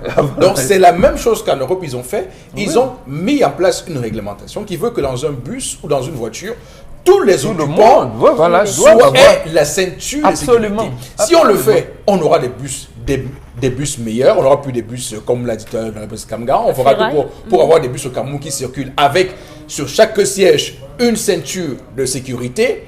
Vous voyez, ça commence à régler 3 ou 4 problèmes déjà. On ne mettra plus de tabourets. On fera plus ça. Donc, le ministère a beau faire ses communiqués, on n'est pas encore sur le fond du sujet. Avant vous, Donald, je demande à Dominique de prendre la parole et ensuite Karine et vous allez vous clôturer. Malheureusement, aujourd'hui au Cameroun, on meurt plus d'accidents de la route que de VIH-Sida ou bien de tuberculose. En 2018, l'OMS a produit un rapport dans lequel on disait que 1900 personnes sont mortes seulement cette année-là au Cameroun. Donc, les accidents de la route arrivent après le paludisme. Et c'est quelque chose de grave que les gens meurent comme ça. Je me demande à quoi ça sert un communiqué. Le paludisme qui a 4000 morts par an. Voilà. Après viennent les accidents de la route. Voilà. Je me demande en quoi l'administration des transports s'attelle pour ne pas atténuer ou bien mettre totalement fin aux accidents de la route aujourd'hui, quand on sait que c'est par eux que passent par exemple les permis de conduire ou bien les agréments aux agents de visite technique. Ça veut dire que toutes les personnes, tout ce qui arrive, on a eu un rapport avec des fausses des agences clandestines là. Oui. Aujourd'hui, on a fermé. Il n'y a même pas eu de contrôle pour savoir si c'était effectivement fermé. On a eu le mois dernier l'accident avec on ne savait non, l'agence de sincérité, par exemple. Oui. Est-ce qu'il y a eu un suivi après? Non, malheureusement. C'est le propre de notre société. Aujourd'hui, on dit un truc, demain, on dit autre chose. On implémente ceci aujourd'hui, demain, on ne fait pas. On s'en fout. Eux, ils ont des voitures qui sont bien, ils peuvent rouler normalement. Mais eux aussi, ils sont victimes d'accidents, puisqu'il y a beaucoup de voitures et généralement, dans les cas d'accident, les voitures personnelles sont parfois pour beaucoup de là-dedans. Il faut qu'on signale aux gens. Parfois, vous les voyez rouler à tombeau ouvert et c'est eux qui créent justement les accidents. D'ailleurs, il y a beaucoup de personnalités qui sont mortes sur cette route. D'ailleurs, il faut le signaler. Karine d'abord, après Donald. Karine, allez-y. Chaque Camerounais a déjà été victime d'un accident de la route, soit en tant que témoin ou victime même. Et ce qui se passe, c'est que malgré tout ce qui se passe, on n'a pas encore pu tirer les leçons. D'un côté, on va nous dire que nous, citoyens, on dit souvent que c'est le mauvais état de la route. Parfois, c'est le mauvais état psychique du conducteur. Généralement, il y a une enquête qui nous avait dit que les conducteurs de transport, d'agences de transport au Cameroun avaient des problèmes, avaient presque tous les problèmes de vue. Et jusqu'aujourd'hui, on ne sait pas si ces conducteurs-là continuent toujours à conduire ou pas. 5000 chauffeurs. Voilà. On ne sait pas 5000 chauffeurs camerounais ont des problèmes de vue. Et on ne sait pas s'ils ont continué ou ils ont arrêté ou alors ils ont été traités. Parce que jusqu'aujourd'hui, on n'en sait rien. Mais ce qui est encore grave, c'est que on a même tous ces problèmes de route-là. On a quand même le clandestin. C'est-à-dire qu'une agence qui n'existe pas, on prend un nom n'importe où, on plaque sur la voiture et elle se met à rouler. Et c'est grave parce que les gens en meurent et on n'en parle pas. Ok, Donald, on clôture. Oui, sur la question des ceintures de sécurité, c'est la réglementation CEMAC qu'il faut reformer parce que la loi CEMAC de laquelle dépend le Cameroun indique justement que ce n'est qu'au niveau de la cabine qu'il faut, dont les ONG de ce secteur routier, de la prévention routière, indiquent qu'il faut reformer cette loi, cette loi CEMAC. Autre chose, il y a un chevauchement des missions, des actions. Vous retrouvez sur la prévention routière, la gendarmerie, le ministère des Transports, parfois, la police parfois, et les syndicats. Donc, ceux qui sont dans le secteur estiment qu'il faut mettre en place une structure interministérielle pour coordonner ces actions-là et faire en sorte que les instances ne se mâchent plus dessous. Voilà. Donc, vous comprenez pourquoi cette question de la ceinture de sécurité est importante, puisque ça résoudra 3, 4, 5 problèmes en même temps et on sortira justement de ce cycle infernal. On semble être maudit et pourtant nous avons tous les outils en main pour régler cette situation assez rapidement. On va s'arrêter là avec tout ceci et prendre avec vous, Karine, la revue des réseaux sociaux. Dans le cadre de la revue des réseaux sociaux aujourd'hui, on va parler de cette interdiction du colonel Jean-Claude Ango, inspecteur général à la gendarmerie nationale auprès du ministère de la Défense, qui a interdit d'entrer sur le territoire américain. Ce dernier est accusé de corruption dans un scandale relatif au trafic de la faune. Il serait donc impliqué dans le trafic des espèces protégées par les conventions internationales. Il serait aussi accusé d'être associé à une organisation criminelle internationale qui détruit la planète, ce que le département d'État américain appelle crime transnational, une décision qui s'étend sur les membres de la famille de l'accusé et notamment son épouse Ngono Akom. Alors, c'est vrai que lorsque ce communiqué du département d'État américain, je rappelle que le département d'État américain est dirigé par Mike Pompeo et Mike Pompeo a été, avant d'être secrétaire d'État américain, il a été directeur de la CIA, la très célèbre CIA, c'est important, et il faut dire que Mike Pompeo a remplacé Rex Tillerson, qui avait été le premier secrétaire d'État de Trump lorsqu'il est arrivé au pouvoir à la Maison-Blanche. Et vous savez que Rex Tillerson avait été d'abord critiqué parce qu'il avait une vue assez conciliante sur l'Afrique. Et donc, il fallait qu'on envoie quelqu'un qui est dur sur la peau. Et c'est donc où Mike Pompeo est intervenu. Et on voit très bien tout ce qu'il fait. Vous pouvez voir ce qui se passe en Iran actuellement avec ce drone américain qui a été il y a quelques semaines donc bombardé par les Iraniens qui ont réussi l'audace. Oui, il faut le regarder. Les Iraniens ont eu l'audace de détruire, de tirer sur un drone américain et de le détruire. Ça fait ce que ça fait beaucoup craigner qu'il y ait une guerre les Américains en Iran, mais vous savez, pour engager des forces comme ça, il faut bien réfléchir des conséquences, parce que l'Iran aujourd'hui est en train de, comme vous le voyez, de s'enrichir à l'uranium, et les Américains, comme toujours, craignent que l'Iran ait la bombe atomique qui pourrait menacer son allié dans la région qui est Israël. Donc vous voyez que la diplomatie américaine, le département d'État américain est actuellement englué dans beaucoup de dossiers. Et le dossier Cameroun arrive et on se pose des questions. On les a entendus sur libérer les prisonniers politiques, respect des droits de l'homme, crise anglophone, tout ceci. Mais jamais on serait attendu que ces gens-là nous parlent de protection de la nature, diversité, trafic de faune, corruption et tout cela. D'où viennent-ils les Américains se retrouvent sur cette question? À moins que ce soit pour eux une tactique, parce que c'est quand même des gens très intelligents, à moins que ce soit une tactique pour nous faire réveiller un matin avec la gueule de bois. Bon, Bengal. Oui, moi je pense, je termine par là où vous avez commence par là où vous avez terminé. Je pense que c'est une tactique. Une tactique parce que je me rappelle également que lorsqu'ils viennent prendre, ils ont fait d'ailleurs un hold-up à l'État de Cameroun pour prendre le nickel ou le cobalt. Mais à l'époque, pour vite commencer, pour vite mettre la main sur ces réserves, parce que le Cameroun est la deuxième réserve de cobalt et de nickel au monde, c'est à Lomé. Oui. Ils ont amené le chef de l'État à lui dire par exemple que, ah oui, vous avez prévu de faire un port en eau profonde à Kribi, mais ça va prendre du temps. S'il faudrait attendre que le port finisse pour faire la route entre l'Est et Kribi, vraiment, et votre voie ferrée est complètement en état de délabrement avancé. Bon, pour prolonger la voie ferrée jusque là-bas, c'est mauvais. Et la seule solution qui restait, une piste d'atterrissage. Ils ont commencé à exploiter le nickel.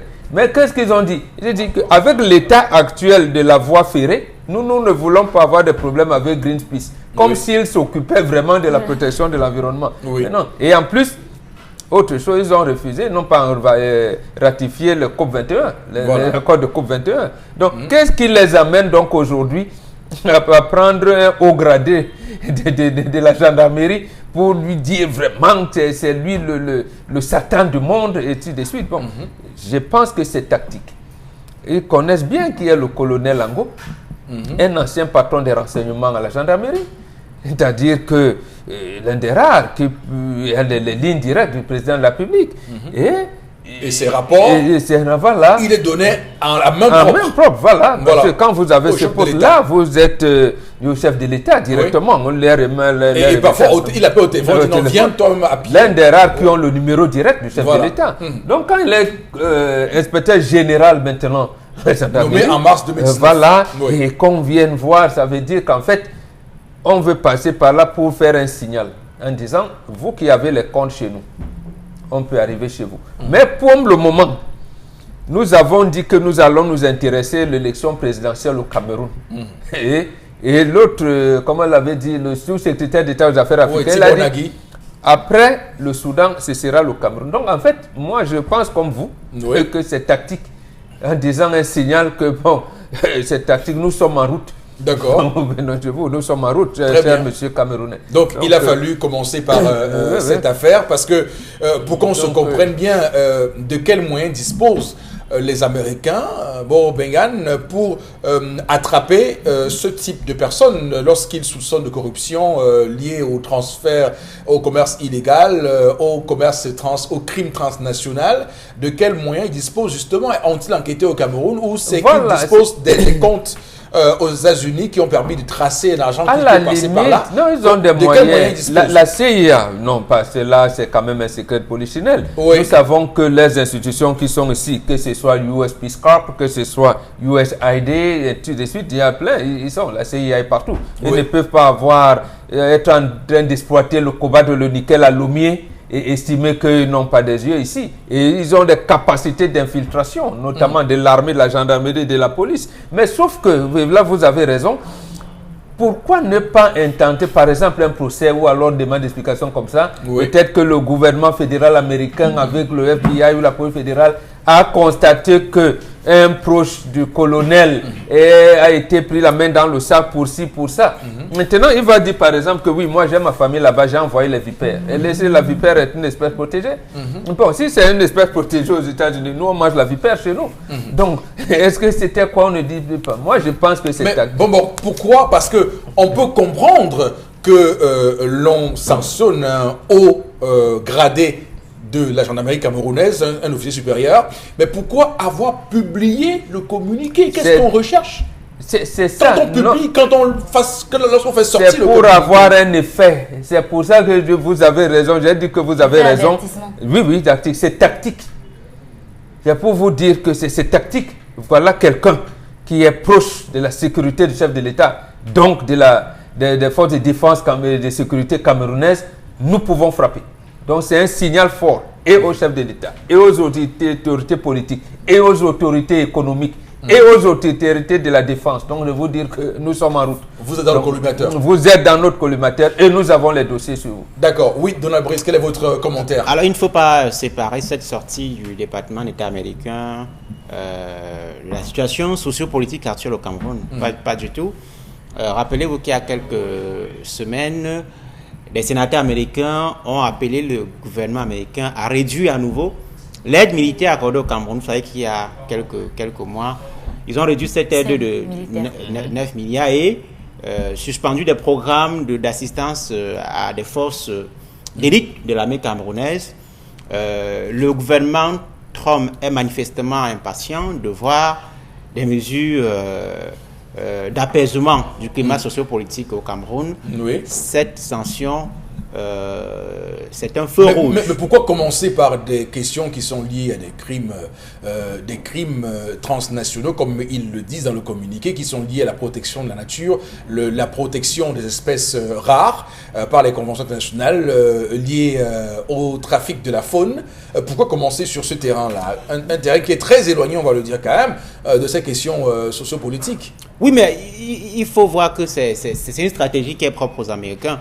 Dans les cercles diplomatiques, on parle de plus en plus de ces sanctions. Depuis plusieurs mois, on parle de plus en plus de sanctions. Et souvenez-vous de cette contre liste, des officiels. Il y avait une liste officieuse qui est sortie. Voilà, contre des officiels camerounais. Cette liste, d'aucuns ont même pensé que c'était un essai, un ballon d'essai pour voir la réaction des autorités camerounaises. Donc, il faut lier tout ça à ce contexte de relations tendues entre Yaoundé et Washington. En tout cas, à l'époque, on avait surtout apprécié la réaction de Jean de Dumomo, qui avait, de manière un peu triviale, s'était exclamé sur Facebook en disant « Même moi, je suis dedans, entre guillemets. Mes amis américains me mettent aussi dans cette liste. » On s'en souvient encore comme si c'était il estimait qu'il n'a rien fait pour pouvoir bénéficier, ou bien pour pouvoir subir une telle sanction. Mais rappelons quand même que le contexte est tout à fait important parce que nous sommes en 2019 et l'élection présidentielle là-bas arrive dans quelques mois, vous savez, l'élection présidentielle. Et vous savez que Trump doit cravacher dur pour avoir un deuxième mandat, parce que là-bas chez eux, c'est pas comme ici.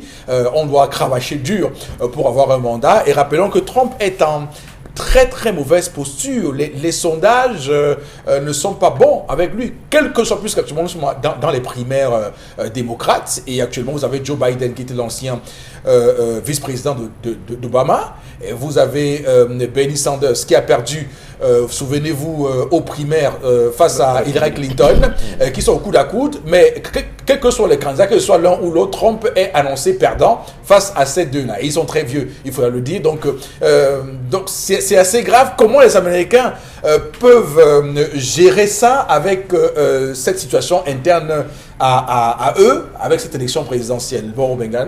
Non, le Cameroun n'influe pas beaucoup là-bas. Je veux dire qu'on peut faire un calcul, espérer qu'ils perdent et que, bon, ils arrêtent leur collimateur sur le Cameroun. Oui, là, ça peut changer. Ça peut changer. Là, vous avez raison, parce que l'Iran les intéresse davantage. Mais si Trump n'est plus là, bon, on peut négocier facilement, avec notamment Joe Biden. si ce sont les démocrates, on peut facilement négocier avec eux que Trump. Encore que Trump est venu, il n'est même pas dans le cadre, j'allais dire, établi des républicains. Lui, il a son style à lui, il est bagarreur, il a son style à lui. Ok. Un mot, Dominique, juste un mot, oui. Oui, à ce que tout le monde a dit ici, moi j'ai juste une question. Est-ce que sa femme également est concernée? Elle est également dans cette organisation? Oui, toute sa famille. Et même sa femme, son épouse. Ça veut dire que tous sont des trafiquants alors? Non, ça veut dire, non, quand ils font des sanctions, les Américains sont terribles. Hein, quand ils font des sanctions, ils vous font en sorte que vous soyez touchés par cette sanction et ils élargissent à votre famille.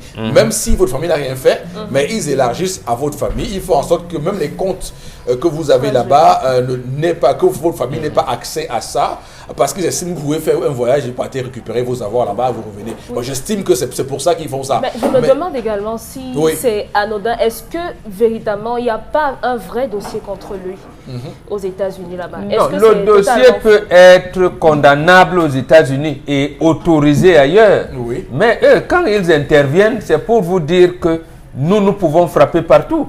C'est ça qu'il veut dire. Maintenant, il nous appartient de montrer que nous sommes souverains. Que nous pouvons faire, par exemple, comme l'Iran.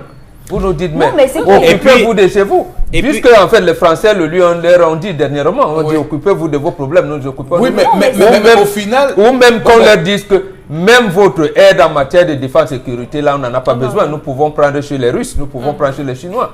Donc, mais est-ce que nous avons les moyens, donc, de le dire? Oui, en tout cas, ce qui est certain, c'est qu'il faut qu'on arrête d'avoir le mythe américain. Voilà. D'où vient-il que nous devons forcément envoyer nos enfants à l'université aux États-Unis. Construisons de bonnes universités ici et mettons nos enfants là-bas.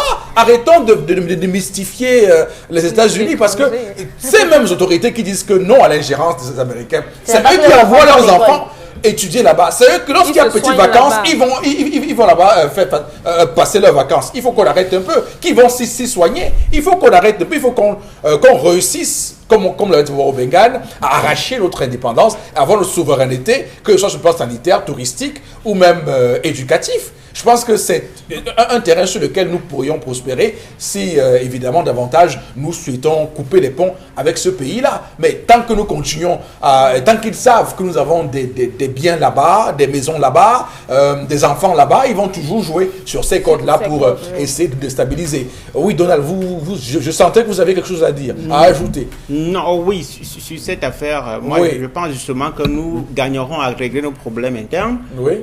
Et à réduire notre dépendance aussi. Notre dépendance, les hôpitaux, les plateaux techniques, on a pu, à la moindre fièvre, aller aux États-Unis, à Paris, se soigner. Oui. Non, une crise politique qui perdure et pour laquelle tout le monde appelle à des solutions, à des mesures d'apaisement, mais des faucons persistent sur la ligne dure.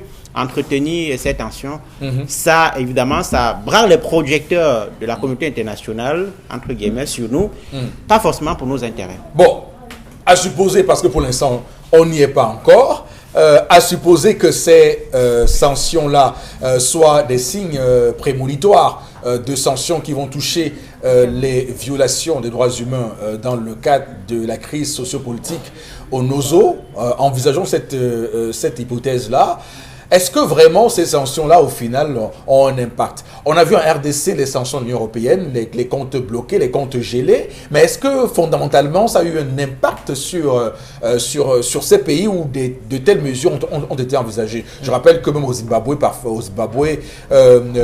Bob, le camarade Bob avait également été victime de sanctions américaines, mais est-ce que ça a eu son influence, ces sanctions d'abord au Bénin? Oui, en RDC, en Côte d'Ivoire, au Zimbabwe? Au Zimbabwe, encore moins, non, au Zimbabwe, pas tout à fait. Oui. Parce que là-bas, non, les pays de la ligne de front, ils ont leur souveraineté. Les investissements sont très locaux. Tout à fait. Oui, bon, parce que, sauf que le dollar zimbabwéen avait chuté à l'époque, souvenez-vous. Hein, et que... Oui, ça avait chuté. Mais dans l'air, j'allais dire quoi, il y a eu un complot international contre le Zimbabwe. Et les sanctions américaines étaient tellement venues donner, j'allais dire, le coup d'envoi de l'application de ces sanctions-là. Parce qu'il n'y avait pas que les États-Unis, il y avait l'Union européenne, il y avait les pays pris individuellement. Donc pour vous, l'arrivée de Emerson Mnangagwa, qui avait été remplacé, souvenez-vous, par un coup d'État entre guillemets, c'est pas exactement ça. Donc est-ce que c'est pas dû à tout ça? Bref, est-ce que ça va contribuer à fragiliser le régime de Mugabe? Non, du tout. Ça a plutôt renforcé parce que là-bas, l'armée a j'allais dire, c'est un pilier du pouvoir. L'armée, l'Assemblée nationale, oui, et le parti qui est encore majoritaire. Voilà. Oui. Mais ici, nous sommes fragiles. Nos institutions, ici au Cameroun, comme en RDC, nous n'avons pas des institutions fortes qui puissent résister. Alors, vous avez vu l'armée zimbabwéenne, que vous lui donnez des soutiens logistiques ou pas, elle tient. Et elle a des amis qui peuvent lui donner des soutiens. Nous, on ne parle pas trop. Donc, s'il y a ces sanctions, nous, ça va peser lourdement sur les relations même diplomatiques que nous pourrions avoir avec des autres pays. D'accord. Bon, bref, on va suivre tout ça. En clair, nous sommes extravertis. Oui, en clair, nous sommes trop dépendants de ces gens-là pour évidemment ne pas être impactés par de telles sanctions. Bon, on va s'arrêter là pour ce sujet, tout en vous donnant rendez-vous, mesdames, messieurs, dans les semaines à venir pour continuer à suivre de très près cette situation. On termine votre revue des réseaux sociaux, Karine. Vous vous souvenez de cette actualité, encore dans le cadre de la revue des réseaux sociaux tout récemment, qui disait que les pays de l'Afrique de l'Ouest avaient décidé de mettre sur pied une monnaie qui devait devenir effective en 2020. Et il s'agit qu'il se passe qu'aujourd'hui, on a un contrepoids par rapport à cela. En tout cas, voilà l'information. Après la rencontre des chefs de l'État d'Afrique de l'Ouest, au cours de laquelle une monnaie commune avait été proposée, appelée ECO, cette monnaie devrait donc être effective dès 2020. Les internautes s'offusquent des déclarations du président ivoirien Alassane Ouattara à l'issue d'un entretien avec Emmanuel Macron. Les chefs d'État de la CEDEAO, je cite, les chefs d'État de la CEDEAO ont décidé qu'ensemble, à 15, nous allons mettre en place une nouvelle monnaie qui s'appelle l'ECO. À terme, le franc CFA s'appellera l'éco. Une décision qui met les internautes en colère et met aussi un bémol sur la nécessité de cette monnaie adoptée le 29 juin dernier au Nigeria. Juste un changement de nom au final. En tout cas, le 12 juillet prochain, on sera situé sur cette décision après la rencontre entre Alassane Ouattara et les présidents de l'UEMOA. Mais qu'est-ce qu'il a à faire ça, monsieur Ouattara? Qu'est-ce qu'il a? Je veux dire, c'est des choses comme ça qui nous subjuguent, qui nous. Je veux dire qu'on prend une décision, rapidement, il court dans les jupons de Macron. Oh mon Dieu, qu'est-ce qu'ils ont comment ils ridiculisent autant l'Afrique, mon Dieu? Je veux dire, on a pris une décision, nous sommes d'accord. C'est la deuxième fois qu'il le fait. Hein. Il court, c'est lui le premier. Il court le premier à Paris rencontrer. Non, mais attention, non, mais je veux dire, ce type d'agissement-là, on est au 21e siècle. Je veux dire, mais c'est pas possible. Mais qu'est-ce qu'il avait à aller? Un coup de fil, il aurait pu avoir le coup de fil, dit bon voilà, on a pris. Mais bon, quand il doit rendre compte au maître de manière de vive voix, il court rapidement, on dit bon maître, on s'est vu là, mais voilà, on dit bon ok, tu vas faire comme ça, non, c'est trop flagrant là, bon, c'est trop flagrant. Ils ont même fait ça derrière pour que personne ne sache, que nous serons tranquilles, mais c'est trop flagrant. Oui, mais c'est quoi le message? Mais le message, c'est que je vous assure, nous continuerons tant que je suis vivant, moi Ouattara. Je vais faire tout pour que l'Afrique de l'Ouest soit toujours un comptoir colonial français. C'est tout. Ne vous fiez pas à l'essor économique du Ghana et du Nigeria. Je vais peser de tout bon poids comme faisait au feu de Boigny pour que vous veilliez toujours. Nous soyons le relais fidèle. C'est pour ça que je ne pouvais pas vous dire ça au téléphone. Je viens vous le dire en face. Je serai le relais. Votre point. Donc pour la monnaie, mais ne voyez pas, vous voyez, nous n'avons pas touché les compatibilités, vous savez, c'est toujours le gouvernement, donc le trésor français qui continuera. La monnaie pouvait même s'appeler Nkrumah. Parce que les gens s'agitent dans l'Afrique de l'Ouest pour la monnaie, il fallait leur donner l'illusion que nous sommes en train mais ne vous inquiétez pas, on pouvait même donner le nom de Nkrumah. Voilà, le Nigeria ne laissera pas passer ça. Ni le Ghana. Le Nigeria ne laissera pas passer ça. Voilà, c'est ça donc que nous allons voir. Mais pour le cas précis, c'est justement pour cette raison qu'on a fait la guerre contre Gbagbo en Côte d'Ivoire. Ça, je pense que tout le monde le sait. Il fallait renforcer le pouvoir français en Afrique de l'Ouest. Et partant de là, donc en fait, le président Ouattara joue bien son rôle. Mais Donald Brice, vraiment le symbole, l'image, quand on voit, je veux dire qu'à un moment donné, quand même, les actes parlent d'eux-mêmes, là, quand on regarde ce qui se passe. Disons que c'est pas nouveau. Hein. Vous vous souvenez d'une sortie récente comme ça sur le franc CFA où le chef de l'État ivoirien célébrait quasiment le franc CFA. C'est l'esclave face au maître, disons ainsi. Je pense sur le plan symbolique, la mise en place d'une monnaie comme celle-là, même si toutes les conditions ne sont pas encore réunies, au moins sur le plan symbolique, ça représente quand même quelque chose. Parce qu'aujourd'hui, il y a un débat technique sur les critères de convergence, comme les économistes l'appellent, c'est-à-dire est-ce que les économies de la sous-région ont les mêmes caractéristiques pour aller vers une monnaie commune. Mais beaucoup pensent que comme l'Union européenne, parce qu'il faut rappeler qu'à l'époque de la mise en place la monnaie unique, l'euro, la Grèce n'a pas la même... Les 28 n'avaient pas les mêmes caractéristiques économiques. Il y avait des pays plus avancés que les autres. Donc, il y a ces économistes qui pensent qu'aujourd'hui, les critères de convergence ne sont pas une condition, mais un objectif à atteindre. Donc, progressivement, le Mali, qui a une économie moins forte que la Côte d'Ivoire, peut progressivement développer ses investissements, améliorer le climat des affaires et aller vers une économie qui est à peu près... De toute façon, il faut un patron. Le Nigeria peut tirer les autres. Voilà, il faut un pays qui donne le temps. Comme le fait l'Allemagne Absolument. Il faut un moteur sous-régional qui porte les autres vers la perspective qui est souhaitée. Donc, ce débat, il est peut-être technique, il est vrai, mais il est un faux débat. Parce que pour la monnaie, c'est le politique qui est devant.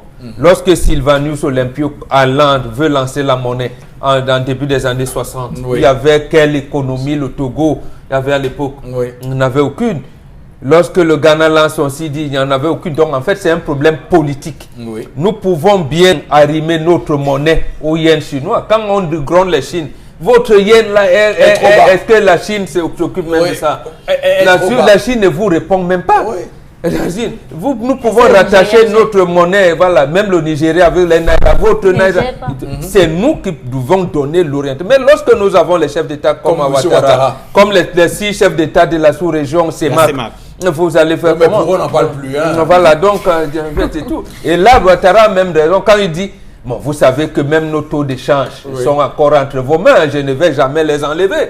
Voilà. Et vous savez que nous avons mieux fait plus que nos frères de l'Afrique centrale. Donc voilà, sachez que voilà, nos réserves sont voilà, continuer à garantir notre parité. Vraiment, voilà, tout à fait. C'est terrible, mais vous dites que c'est l'image de l'esclave et du maître, mais c'est plus l'image de la créature, du créateur là. Hein. Oui, on est plus au niveau de l'esclave. Ça va jusqu'aux invectives, parce que sur la toile c'est plus grave, parce que ça va jusqu'aux invectives. Pour avoir lu les commentaires des uns et des autres, les gens sont carrément dans la colère. Et c'est comme si on venait te donner le pain et tu disais non, je veux pas le pain, je préfère le beurre. C'est-à-dire tu veux manger le beurre simple, son pain. Et au final, c'est même pour dire que comment tu me donnes le pain maintenant. J'ai faim, je ne veux pas manger le soir. Je veux encore avoir plus faim. Et par rapport à ça, ça va gangréner encore les pays, ces pays de l'Afrique de l'Ouest qui étaient véritablement pour. Parce que ça va fragiliser l'économie de ceux qui sont francophones et qui ne sont pas encore allés parler à papa. Parce qu'au final, il est le seul qui y est allé. Non, il est porte-parole, il a été rassuré. Il y va avec leur onction. Il est le porte-parole. Il appartient à l'opinion publique de cet État-là de venir. Mais ne pensez pas que le président malien. Non, ils lui ont dit des grands frères. C'est toi qui connais le couloir là-bas. On ne peut pas. Vous voyez, Macky Sall, c'est plus grave.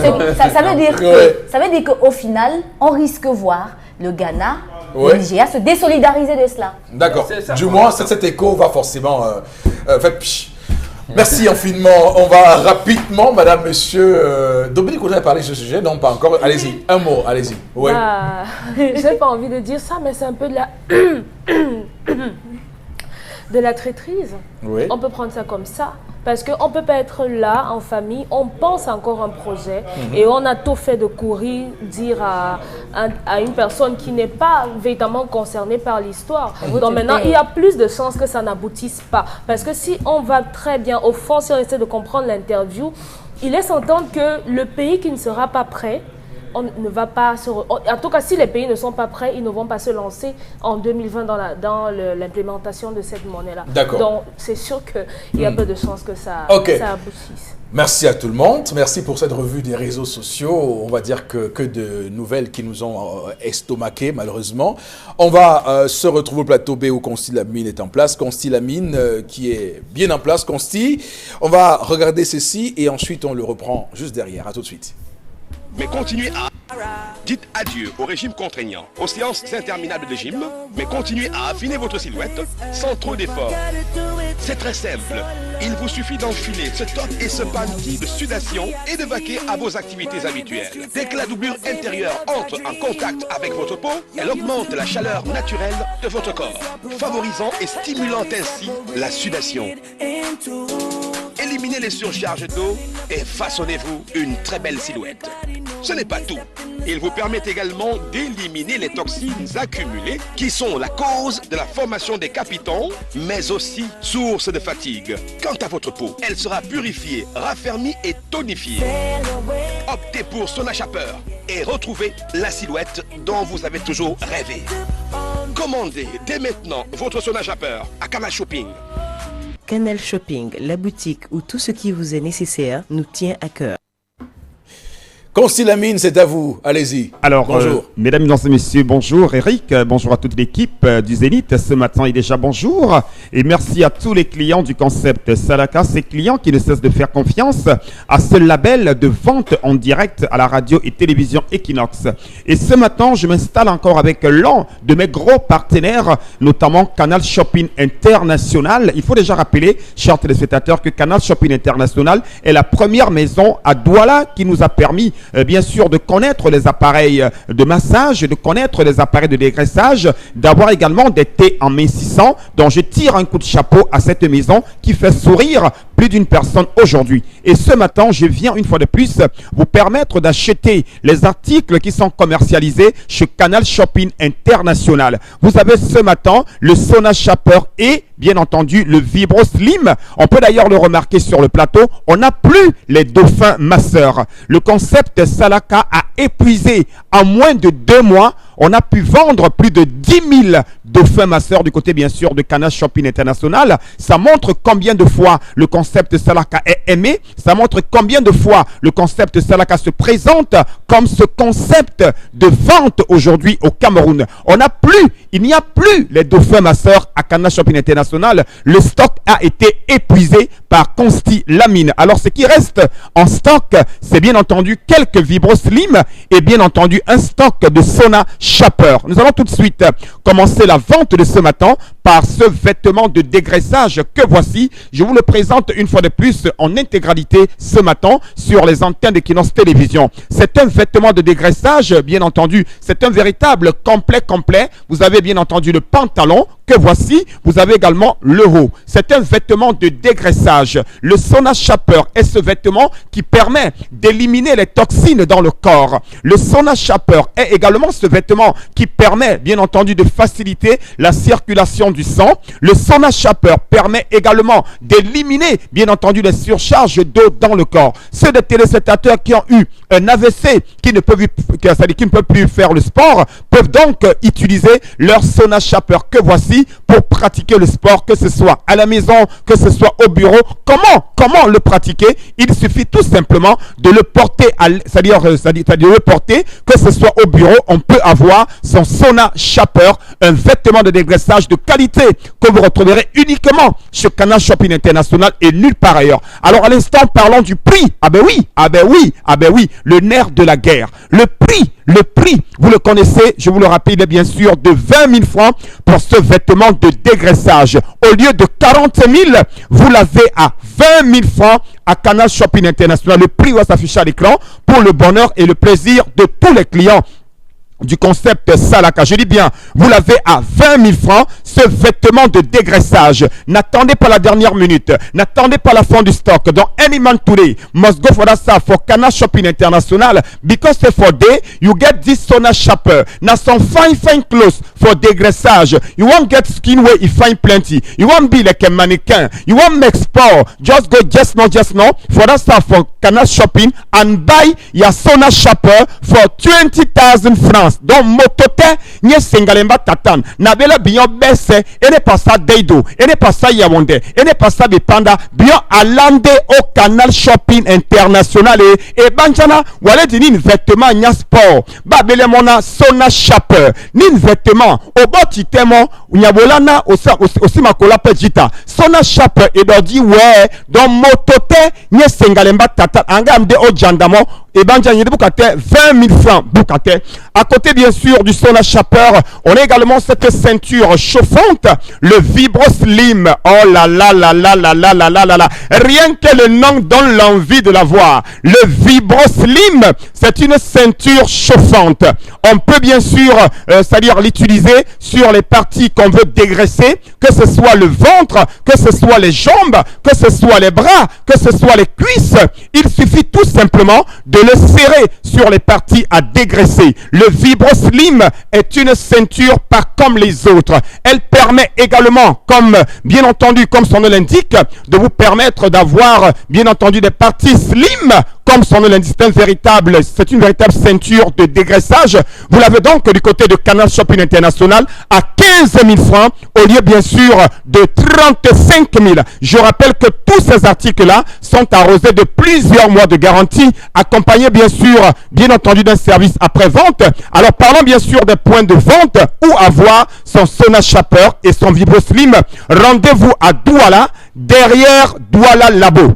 Voilà, je dis bien, les points de vente vont s'afficher à l'écran. À Douala, nous sommes derrière Douala Labo. et du côté bien sûr de Yaoundé. Nous sommes à côté de la pharmacie Tongolo. Toujours à Douala, nous sommes à Makepe, à Paja Center. Donc, chers téléspectateurs, n'hésitez surtout pas. Et ceux qui ne sont pas dans ces différentes villes peuvent appeler et bénéficier à l'instant où je vous parle d'une livraison à domicile. Chacun devrait l'avoir. Vous avez besoin de perdre du poids. Vous avez besoin d'avoir, c'est-à-dire une silhouette de rêve. Alors, n'hésitez surtout pas. Achetez le Sona Shaper à 20 000 francs. Et bien entendu, le Vibro Slim à 15 000 francs seulement. Lamine, madame, monsieur, le temps pour nous de prendre interpellation. Regarde l'élément préparé pour nous par Cédric Chouna et ensuite petit commentaire sur le plateau avec bon. Je ne sais pas si on a encore des délégués du gouvernement même dans la ville parce qu'on a trop de problèmes de circulation, les embouteillages partout à cause des états de la route. Ouais. Si vraiment le délégué là pouvait, je ne sais pas s'il est encore dans la ville. Nous, surtout les mesquineurs, on souffre tellement, on n'arrive pas à travailler à cause des embouteillages, des états de la route. Tu sors en rentrant, tout le dos est cassé parce que tu as passé tout le temps dans les trous. Voilà, donc c'est ça qui m'énerve surtout. Donc tu ne peux pas quitter d'un point à l'autre sans les trous. C'est troué partout. Je ne peux même pas. Donc c'est partout. Toute la ville de Douala est dans cette dégradé. Si vraiment les délégués là m'écoutent, que lui fait des efforts pour nous remédier ces problèmes là.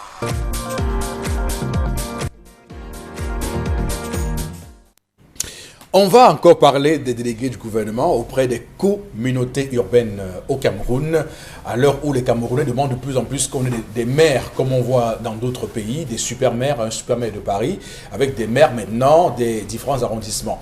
On va dire que ça mettra le temps que ça mettra, mais ça restera une demande forte des Camerounais. Bon, Bengal. Vous avez raison, mais permettez qu'on reste avec le citoyen, qu'on s'intéresse pour davantage de Douala. Nous avons un médecin ici, qui est même chirurgien, qui a fait la chirurgie. On ne sait pas ce qu'il veut, en fait. Parce que ça me renvoie à la politique menée par son ancien patron, Maman Fouda. Est-ce qu'on est en train de vouloir tuer les populations de Douala? Existe-t-il vraiment un délégué du gouvernement en Douala? Ou alors, que représente l'institution communauté urbaine de Douala? Lorsque j'ai parcouru les tests organiques, il m'a semblé que, à moins que j'ai mal lu, que même ces 6 adjoints l'assistent seulement. Donc en fait, c'est lui le patron. Même les 6 grands conseillers qui viennent des 6 communes n'ont rien à dire dans ces textes. D'abord, il faudrait donc qu'on commence à réorganiser ces textes. Mais l'autre chose, on interroge quand même, est-ce qu'il veut le bonheur de sa propre ville? D'accord. Parce qu'il faudrait bien que les chefs Douala commencent à s'interroger de quel fils ils ont à la tête de leur ville. Parce que sinon, ça ne... D'accord. En tout cas, ce qui est certain, c'est qu'il est délégué du gouvernement, donc il sait à qui répond. Il n'est pas un délégué. Donc sa place n'est pas remise en cause par une quelconque élection. Voilà, c'est pour ça même qu'il a dit au chef de l'État que je peux piétiner les lois de la République. Toi-même, tu m'as nommé, tu fais quoi? D'accord. On va s'arrêter là. On va retrouver Consi Lamine sur l'autre plateau. Madame, monsieur, à tout de suite. Consi Lamine, on parle de Red Copper et de Super Gants. Allez-y, tout de suite, à vous, une fois de plus. Alors, bien entendu, donc, une fois de plus, le concept Salaka revient pour le bonheur de sa clientèle.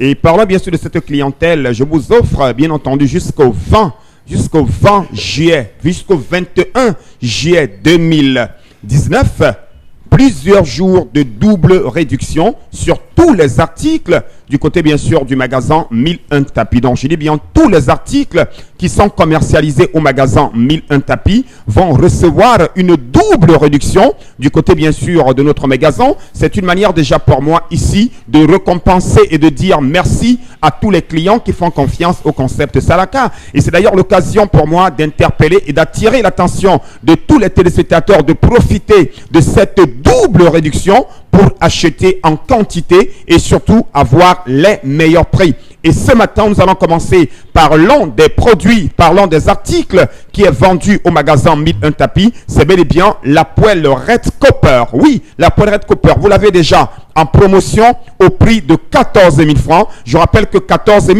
est bel et bien le prix de promotion de la poêle Red Copper du côté du magasin 1001 tapis. Mais jusqu'au 21 juillet 2019, vous l'achèterez à 13 000 francs. Une réduction de 1000 francs. Je rappelle que 1000 francs dans le commerce, pour un commerçant, pour un homme d'affaires, c'est beaucoup. Donc, mais le concept Salaka a dit, on s'en fout de ces 1000 francs. Nous allons permettre aux clients de recevoir une réduction de 1000 francs sur la poêle Red Copper. Donc, au lieu de 14 000 francs, vous l'achèterez à 13 000 francs jusqu'au 21 juillet 2019. Je dis bien jusqu'au 21 juillet 2019, vous l'achèterez à 13 000 francs, cette magnifique poêle Red Copper.